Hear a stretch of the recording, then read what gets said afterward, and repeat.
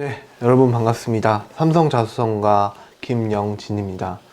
자, 이번 시간에는 여러분들도 뭐 잘 아시겠지만 최근에 교육부에서 정시 40% 확대 교육부에서 대학 입시 공정화 방안이 발표가 되었는데요. 제가 이 부분에 대해서 여러분들께 팩트를 정확하게 좀 전달을 해 드리고자 제가 영상을 찍게 되었습니다. 자, 일단은 교육부에서 발표한 것들의 첫 번째 특징을 보면은 서울 16개 대학 정시 40% 확대입니다. 그리고 그 대상이 학생부 종합전형과 논술전형이 모집 인원 45% 이상인 대학을 대상으로 하고 있어요. 자, 그래서 제가 학생부 종합전형 서울 16개 대학을 한번 말씀을 드릴게요. 자, 건국대, 경희대, 고려대, 광운대, 동국대, 서강대, 서울시립대, 서울대, 서울여대, 성균관대, 숙명여대, 그리고 숭실대, 연세대, 중앙대, 한국외대, 한양대. 자, 이렇게 16개 대학이에요. 제가 일부러 시간을 내가지고 다 말씀드렸던 이유는 뭐냐면 이 16개 대학의 가장 큰 특징은 학생부 종합전형을 굉장히 많이 반영한다는 거, 또는 여러분들이 뭐 생활기록부나 자소서나 이런 것들에 대한 내용들, 이런 부분들을 굉장히 많이 반영하는 대학이라는 거, 이제 그게 가장 큰 특징이라고 볼 수 있겠습니다.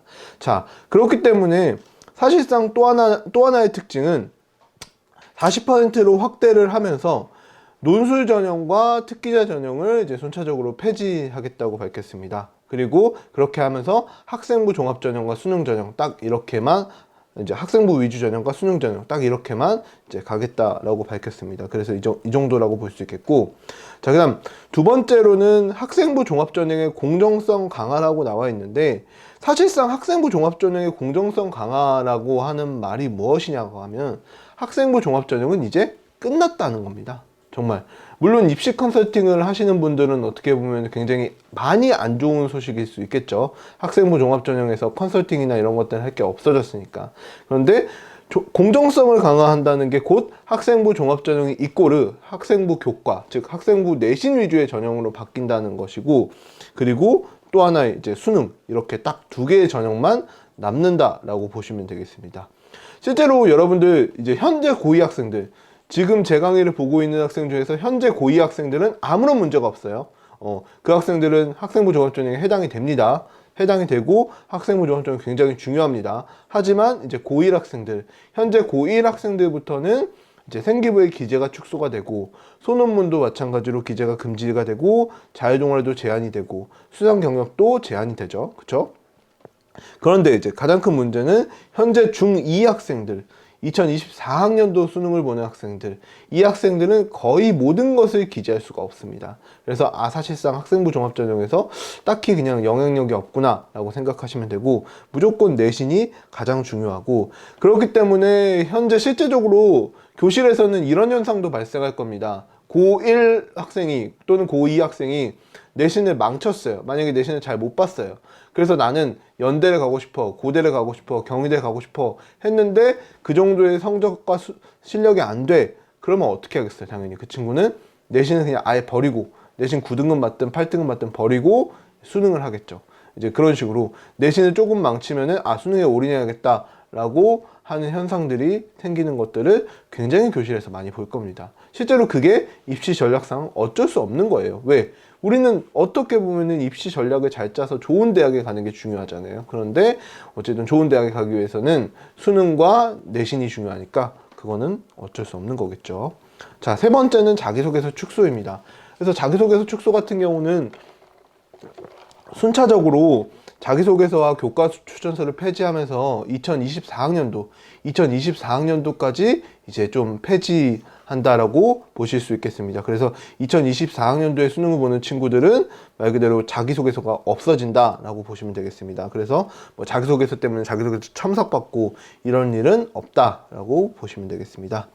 자, 그 다음 네 번째는 사회통합전형 도입과 법제화인데, 이거는 말 그대로 예를 들어서 사회배려자 전형, 사회배려자를 함은 뭐 기초생활수급자나 아니면 뭐 기회균형 전형, 그리고 뭐 여러 가지의 이런 배려 대상자 전형들, 이런 대상자 전형들에 대해서 10% 의무적으로 할당을 하고, 그 다음에 이제 지역균형, 각 이제 지역인재를 유치하기 위해서 지역에 해당되는 지역균형 제도에 대해서도 10%를 이렇게 법제화한다라는 이제 형태의 그런 방안입니다. 그래서 뭐 이거는 이 정도라고 볼 수 있겠고요.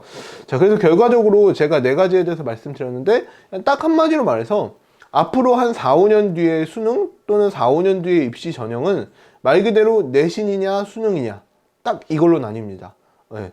솔직히 말해서 아마 4, 5년 뒤에는 저를 포함한 입시 컨설턴트들이 굉장히 많이 없어질 수밖에 없을 거예요. 이 방안으로 이제 그렇게 진행된다라고 하시면요. 네, 이제 그렇게라고 보시면 되겠고, 그러면 이제 여러분들께서도 일단은 무조건적으로 이대로 진행되냐라고 이제 물어보는 거에 대해서는 사실 어떻게 될지 모릅니다. 왜냐하면 일단은 기본적으로 이제 정책이라고 하는 거는 바뀌는 데까지 굉장히 좀 어느 정도의 시간이 걸리고, 또한 학교 측과도 이제 긴밀한 대화나 협의를 해야 되고, 또는 이제 정권이 바뀌게 되면 어떻게 될지 모르는 거기 때문에 일단 뭐 100%라고 장담은 하지 못하지만, 그래도 학생부 종합전형에 대해서 굉장히 좀 많이 학부모들의 부정적인 인식이나 이런 것들을 가지고 있으니까 아무래도 이런 기조들은 조금 한동안은 좀 유지되지 않을까라고 생각을 합니다.